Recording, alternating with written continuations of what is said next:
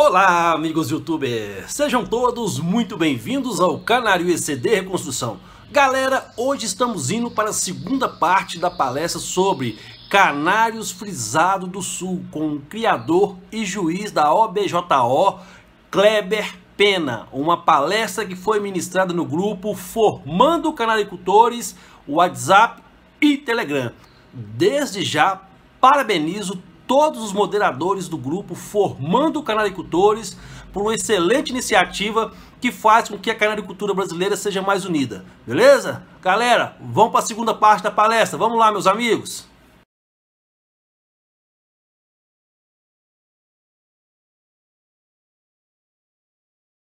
Boa noite, Fábio, tudo bom? Primeiramente, aí, obrigado pela participação, excelente pergunta. Bom, a maior dificuldade no acasalamento, a princípio, é você conseguir equilibrar as duas aves, né? Não estou falando da questão genética agora. Quando a gente fala, por exemplo, de pássaros de posição, ou ele tem genética para fazer a posição, ou ele não tem. E por muitas vezes a gente tenta equilibrar, né? Um pássaro médio de posição com um pássaro muito bom. Às vezes a gente tem que usar até um pássaro excelente num pássaro mediano, que às vezes a gente olha e fala, não vale a pena, né? Então acredito que essa seja a maior dificuldade no acasalamento, é você compreender que você tem que traçar um projeto e seguir esse projeto para chegar num resultado positivo lá na frente, que demore 2, 3 anos, 4 anos, mas que você vai conseguir chegar, né? Uma dica que eu dou é pensar sempre em usar pássaros que tenham uma carga genética muito boa e melhorar um ou dois itens por ano. Ou seja, esse ano eu quero limpar o pescoço, o ano que vem eu vou querer melhorar o ventre, buscando pássaros assim. A maioria das vezes a gente quer fazer um campeão o ano que vem, né? Aí acasala, acabou o projeto. No ano que vem, um novo projeto. Beleza? E os pontos que deve ter mais atenção no momento de montar os casais é priorizar qualidade e não quantidade. Eu acho que esse é o melhor exemplo que eu posso dar, né? Eu hoje crio com 15 casais, tiro uma média aí de 100 filhotes, 80, 100 filhotes, e consigo ir bem no brasileiro. Então, eu acho que o principal ponto seria esse, pensar em qualidade e não quantidade. Fala, Sandro, tudo bom? Boa noite, meu amigo. Obrigado aí pela participação. Bom, eu acredito, eu, por exemplo, demorei muito tempo para carotenar as aves, mesmo tendo aves com fator aqui, por conta do trabalho que dá no manejo, né? Às vezes o risco de manchar uma outra ave, então eu terminei demorando muito tempo para fazer isso. Fica muito bonito. Dá trabalho? Dá. Mas em relação à visibilidade, acredito eu que querendo ou não chame mais atenção do que um pássaro não carotenado. Mas o bom é o bom, né? Independente se ele é carotenado ou não. Bom, lá fora eu não vejo muitas aves carotenadas não. Os frisados do sul, acho que eu nem me lembro o último que eu vi. Não, eu vi uma foto sim do Fernando Zamora com um frisado do sul carotenado. Só, não me lembro de ter visto outros. Eu vejo muito mais melados carotenados, que lá eles chamam de salmão ou rosílio, do que os frisados do sul lá fora. Não vejo essa importância toda lá não. Beleza? Um abraço. Fala, macho, velho. Tudo bom, Linardi? Pessoal, eu tenho essa liberdade com ele porque é um amigo meu, já passei algumas aves para ele, inclusive excelentes aves, e por isso que eu tenho essa intimidade a ponto de brincar com ele aí. Meu amigo, é assim, eu vejo hoje a gente correndo atrás de um prejuízo que já foi muito grande, né? Muito grande. Hoje em dia já não. Inclusive, no final do material, eu coloquei diversas fotos que eu peguei na internet aleatoriamente, né? E no meio eu coloquei algumas aves minhas, justamente para comparar, né? E ver que de repente a gente não está tão longe ou até quase no mesmo nível, vamos dizer assim. Eles são os mestres, né? Hoje na Espanha você encontra com certeza os melhores frisados do sul. Tenho grandes admiradores por lá. Admiro, na verdade, admiro muito alguns criadores de lá. Tive a oportunidade de conhecê-los no Campeonato Mundial e vi as aves de perto. São espetaculares. Eles dão uma atenção absurda à plumagem e acabamento. Então, tem pássaros mais fracos? Tem, como todo lugar, mas eu acredito que a média deles é superior à nossa ainda, tá? Mas a gente está chegando lá.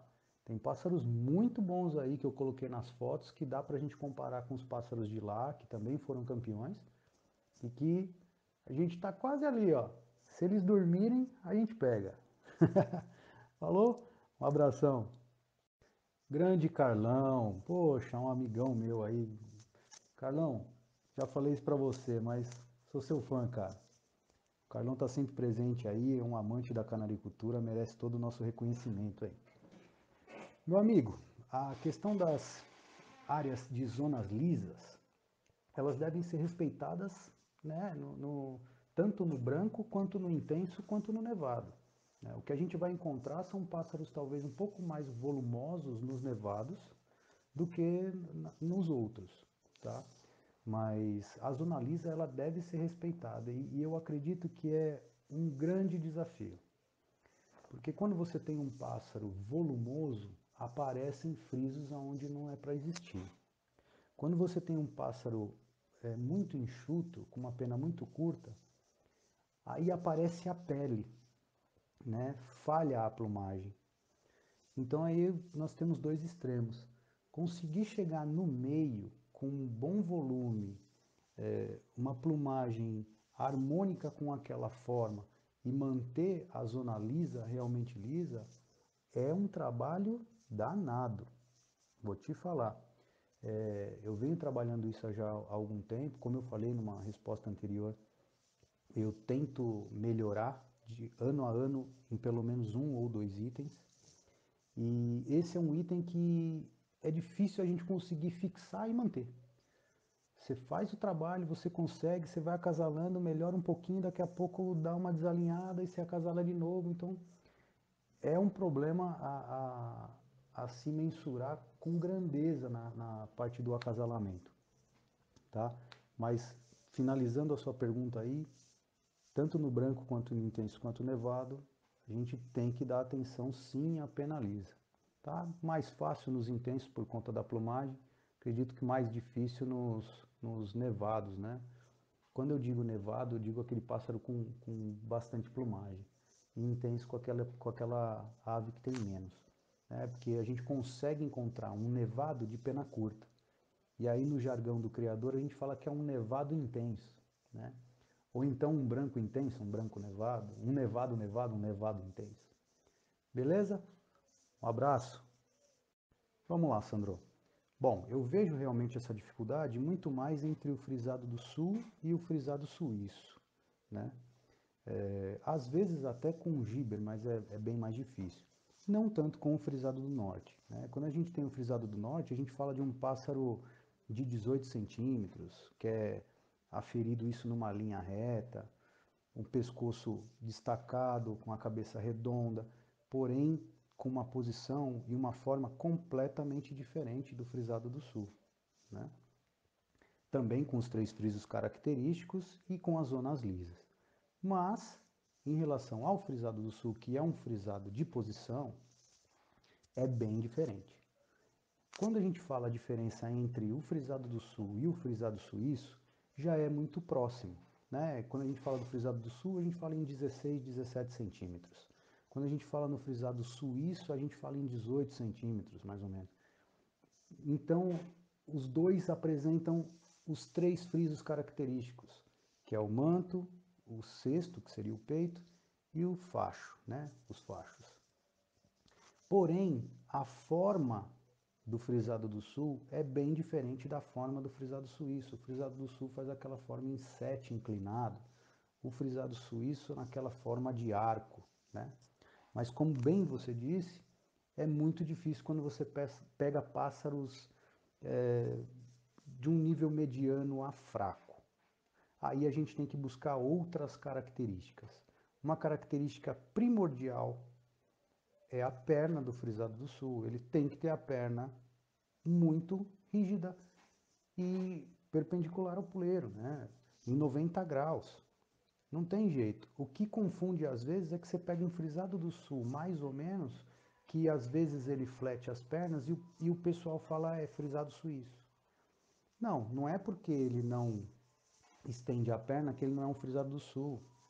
Se ele fizer o set com o corpo, mesmo com a perna fletida, ele ainda é um frisado do sul. O frisado suíço ele tem que ter o corpo arredondado, em forma de meia-lua. Então você vê que ali a inserção do pescoço no tronco, ela já vem com um leve arredondamento, né? Um leve arqueamento para o canário ser realmente um suíço. A gente consegue ver bem isso característico nos pássaros bons. Nos medianos um pouco menos, nos fracos aí foi o que eu te falei, aí fica realmente muito difícil. Às vezes, em alguns clubes, quando a gente vai assim, a gente encontra desde o bom até o mais fraco. E aí fica difícil realmente de conseguir mensurar se esse pássaro é um frisado do sul que está na mesa errada ou é um suíço que está na mesa errada, tá? Bom, Marcos, boa noite, obrigado aí pela participação. Bom, vamos lá. Você tem 7 filhotes de um casal. Bom, geralmente a gente tem num casal uma ave que é melhor que a outra, né? E a gente pensa o seguinte: se o filhote que sair com essas características, eu vou voltar no pai ou na mãe. Então vamos supor que o bom daquele casal é o pai, tá? E aí você vai e tira uma filha com características muito boas, iguais às do pai, e com poucos defeitos, que não são os mesmos defeitos desse pai. Aí eu vou falar para você, melhor coisa que você tem a fazer, volte a filha no pai. Você vai estar trabalhando aí a genética, né? Você vai estar trabalhando a família para chegar num padrão desejado. Ah, essa filha não saiu com as características boas, saiu com as mesmas características da mãe e com alguns defeitos do pai. Vale a pena você fazer esse acasalamento? Não, não vale, né? Então é por isso que eu digo, nem sempre é válido fazer esse trabalho de acasalamento, seja ele filho com pai, né, ou filho com a mãe, porque eles não se complementam. Você não vai chegar num denominador que vai te agradar. Então foi o que eu falei antes, trace um projeto, aonde você quer chegar. Eu quero chegar num pássaro de pescoço limpo, bom de posição, com volume bom. Conseguiu nesse ano? Consegui. Muda, coloca outro objetivo. Tenta de novo. Não conseguiu? Procura acasalar com outro pássaro diferente que você vai testar e você vai conseguir chegar onde você quer. Beleza? Eu acho que é por aí. Um abração. Fala, Sandro. Tudo bom, meu amigo? Boa, legal. Obrigado aí pela participação. Rapaz, isso aí é uma coisa que causa muita dor de cabeça em muito criador de frisado, né, rapaz? No material eu tentei citar aí para vocês quais seriam as características e quais seriam os melhores acasalamentos para se fazer. A questão é como é que eu vou fazer para reconhecer uma pena curta de uma pena média e de uma pena longa. E aí às vezes você ainda vai encontrar uma pena média para longa. Putz, aí você fala, e agora? Ferrou. Bom, vou tentar sintetizar. A pena curta, aquela pena do intenso, que é um pássaro bem enxuto, fica mais fácil da gente ver, né? Aquela pena longa é mais difícil da gente encontrar, né? A gente encontra com muito mais facilidade pena média ou talvez pena média para longa. Agora, pena longa também é bem difícil, tá? E isso é uma outra coisa que eu preciso salientar.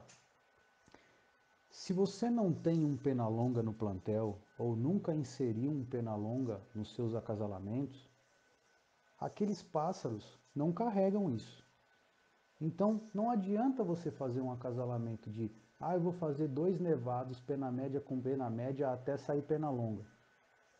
Eu acho muito difícil, comigo nunca aconteceu. E olha que eu tentei. Eu só fui conseguir os penas longas quando eu importei, que eu consegui trazer pássaro pena longa. A partir dali, sim, eu tirei penas médias de pena longa, e aí eu acasalei esse pena média, por exemplo, com outro pena média, supondo, e aí saiu pena longa, tá? Então eu diria, pena curta, fácil visibilidade, né? Aquele canário que tem uma pena bem curtinha, bem enxuta. Pena longa, uma pena bem sedosa, uma pena mais comprida mesmo, né? E larga. E a pena média acho que seria o que fica no meio do caminho. Isso é uma coisa difícil de explicar falando assim. Teria que ter pássaros para te demonstrar, mas eu acredito que consegui deixar um pouquinho mais claro. Boa noite, Anderson. Tudo bom? Rapaz, essa sua pergunta ela é muito boa. É exatamente o que a gente busca fazer, né? Eu tenho um canário que ele é bom de posição, bom de tamanho, bom de pescoço, não pode esquecer do pescoço, porque se ele tiver pouco pescoço, dificilmente ele vai ter uma forma boa. Então, eu procurando um pássaro com uma qualidade de plumagem melhor, que também tenham essas qualidades, eu vou conseguir tirar pássaros que vai ter as qualidades de posição, forma, pescoço e volume, e outros que vão puxar o pai ou a mãe, que seria aí de pouco volume, né? De acordo com o que você passou. E aí sim você vai priorizar esses filhotes que deram com boa qualidade de forma, posição e volume para acasalar. E aqueles demais que teoricamente é um problema que você não quer no plantel, vamos dizer assim, porque os penas curtas também têm fundamental importância, tá? E aí você segue o seu projeto, beleza? Mas esse é o caminho. Sempre priorizar as qualidades, não repetir os defeitos e buscar uma melhora no parceiro.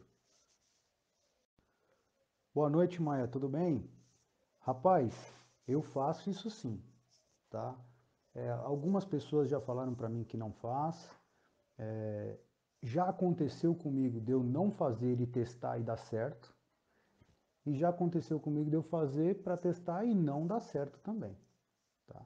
Aproveitando o gancho dessa sua pergunta, uma coisa que eu acho muito importante é no manejo simples, né? Você troca os ovos, depois do quarto, quinto ovo, depende da fêmea, você substitui pelos verdadeiros e deixa ela chocar. Ótimo. Nasceram os filhotes. O que acontece com essa raça e com as raças que têm um pescoço muito grande? Às vezes o criador perde filhote para ele mesmo. Em cativeiro a gente manipulou essas características. Então um pássaro com um pescoço muito grande, o filhotinho ele levanta a cabeça para comer, não aguenta sustentar, roda ela e cai com ela para trás. A mãe vai tratar, tenta tratar uma vez, duas, não consegue, ela para de tratar. E aí o filhotinho morre. Então, assim, mais uma dica, além do ovo index aí, primeiros dias de vida, papinha, dá uma ajudinha, né? Depois que ele pegar mais força e conseguir firmar a cabeça para cima, aí sim, aí você manda bala. Pode notar, aqueles pássaros que têm um pescoço mais curto, que não são tão bons assim, nessa qualidade de pescoço, eles sobrevivem mais. O que tem aquele pescoço muito grande, geralmente, descuidou, morreu. Beleza? Fica mais uma dica aí. Valeu, meu amigo. Um abraço. Opa, Fabio, boa pergunta, hein? Bom, por ser um pássaro mediano, vamos dizer assim, um pássaro de 16, 17 centímetros, ele não é um pássaro que vai poder criar bem naquela mineirinha que a gente fala, né? É muito baixa.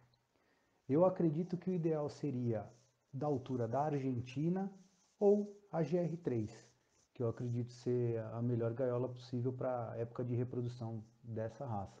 Eu aqui crio nas Argentinas, tá? Meu plano é trocar as gaiolas, botar esteira e tudo mais, tudo com GR3. Em relação ao puleiro, o puleiro que ele é pedido no Frisado do Sul é aquele de 12 milímetros, tá? O que eu gosto de fazer aqui? Eu gosto de colocar um de 12 e um de 14, ou um menor, justamente para o pássaro conseguir ter uma movimentação da articulação. Isso não vai interferir, né, em relação à posição, quando ele só vai interferir quando é muito grande o puleiro que ele não consegue segurar, ou quando é muito pequenininho que ele também não consegue segurar a ponto de se firmar na posição, tá? Mas para o campeonato, a gente sempre tem os puleiros de 12 milímetros. Mas para reprodução, às vezes é válido você conseguir fazer esse manejo que eu falei aí de trocar os puleiros. Beleza? Um abraço, meu amigo. Então é isso aí, meus amigos. Fiquem atentos com a terceira parte da palestra, que tenho certeza que você, principalmente os iniciantes, estarão aprendendo muito com essas palestras, beleza? Galera, forte abraço para todos. Até a próxima. Fique com Deus. Tchau. Fui!